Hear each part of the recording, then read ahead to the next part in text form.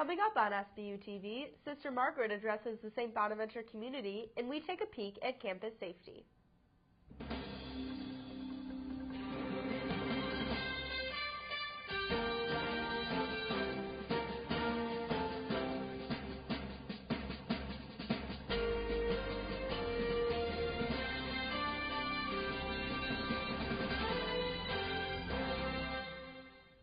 Hello and welcome to SBU TV. I'm Jackie Roberts. And I'm Dakota Ward.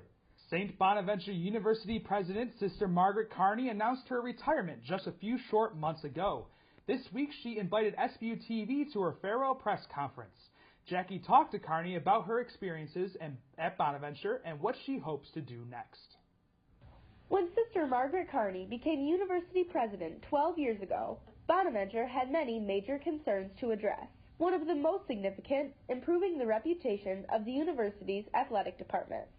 Sister Margaret said the university has made great strides since then. 6 of our teams are in the top 10% of academic achievement nationally. But Sister Margaret said she believes her legacy is something not as many people would be familiar with.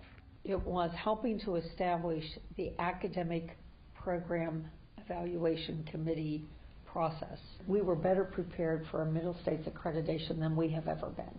Middle States is an organization that determines whether or not a school is meeting professional standards.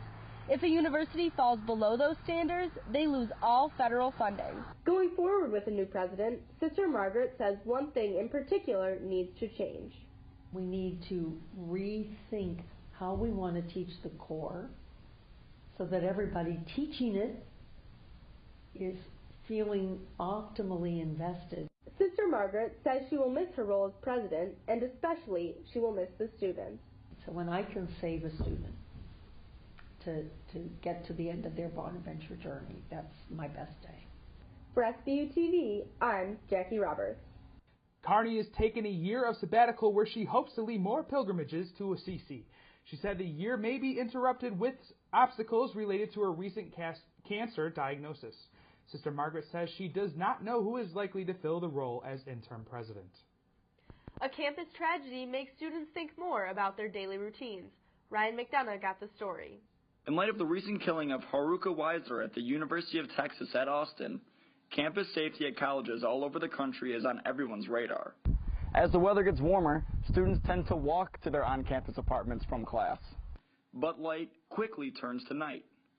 I usually feel safe, but just, be aware that, anything could happen, so.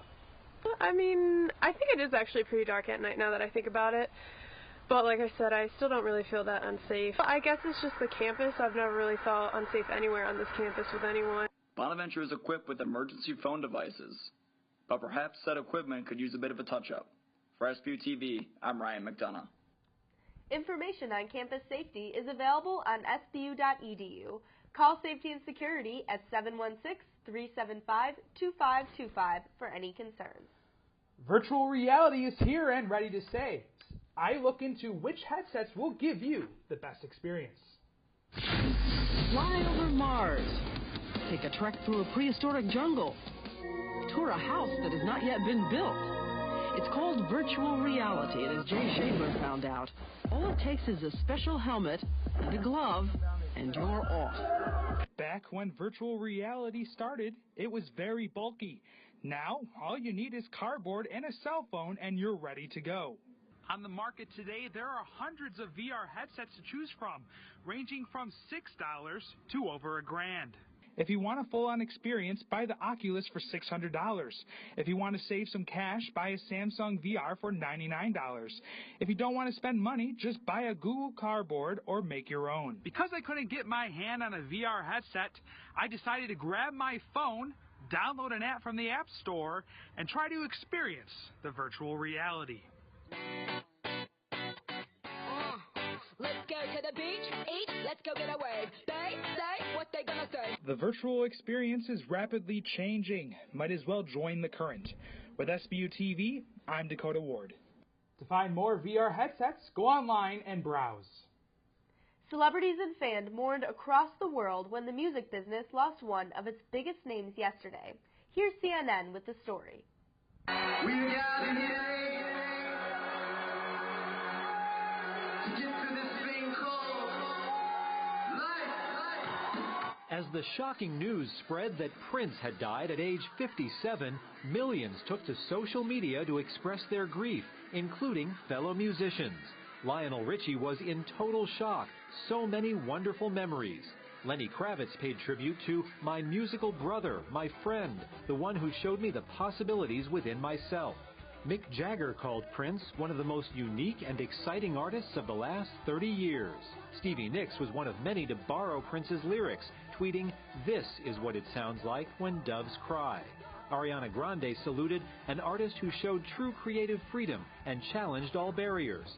And Quincy Jones summed up Prince's life and our loss, a true artist in every sense of the word, gone way too soon. History was made this week when a new face for the $20 bill was chosen. A new identity will be restored on the face of the $20 bill, Treasury Secretary Jacob Lew announced on Wednesday. Harriet Tubman is set to replace Andrew Jackson on the bill, proving to be a symbolic makeover that the currency hasn't seen in about a century. The former slave and abolitionist will be the first woman to appear on a form of currency in the U.S. since Martha Washington's brief $1 silver certificate in the late 19th century. Reports surfaced last year that Lew was considering placing a woman on the face of the $10 bill, but those rumors were opposed and Alexander Hamilton will remain on the face of the bill. There is recent word that images of historical women will be added to the backs of both the $5 and $10 bills to come. The final redesigns of the new currencies will not be unveiled until 2020. 15 years have passed since 9/11, and traveling is still an issue for Muslims and people who speak Arabic. Jasmine Foster has more. Southwest Airlines is under fire after Muslim student Karuddin Makhzoomi was kicked off a flight for speaking in Arabic on the plane. SBU student Amina Golden-Arabaty gave her opinion on the national controversy. Honestly, it's saddening to me because, I know I, as a Muslim going into an airport, I have no harmful intentions. And so when people accuse you of harmful intentions, it's very upsetting. So the question now becomes, will Islamophobia ever go away? Thrives on Islamophobia, and to get rid of Islamophobia, we can't use ignorance. We have to use education. Amina just wants people to recognize that. Islam really is a peaceful religion. The direct translation of Islam in English means peace, and a Muslim is one who submits. Southwest Airlines has not released any details about the event and have yet to issue an apology to Makhzoomi. A young waitress was shocked to find what one customer left behind. Brittany Slomba has more on the story. A high school senior who was a waitress at a restaurant in Texas received a $1,000 tip on a $9.69 check, which is more than a 10,000% tip. Gracious tipping is not just something that happens in Texas. Waitress Adelyn Graf tells us her experience at 4 Mile Brewery in Olean. I'm always surprised. I almost feel bad. I feel like I'm stealing because they leave me so much money. I'm sorry, you didn't have to leave that much.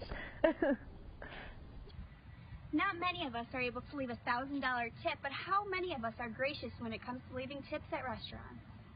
So we were just taught to tip very well because you don't know their situations. I think tips are really important because waiters and waitresses only make a set amount and they're expected to get tips to even reach minimum wage. So I always try to tip well. Hearing that story is kind of awesome that she got that good of a tip because you don't know what she went through that day or what she's going through. So it's just nice to hear that some people are actually doing something great like that just to prove to someone that they actually care about. For SBU TV, I'm Brittany Slomba. Wow. I couldn't imagine receiving a $1,000 tip at all working at a restaurant. Can you? I couldn't either, but that must have been one lucky day for that waitress. That's all for us here in the Coop Lab. I'm Jackie Roberts. And I'm Dakota Ward. Thanks for watching.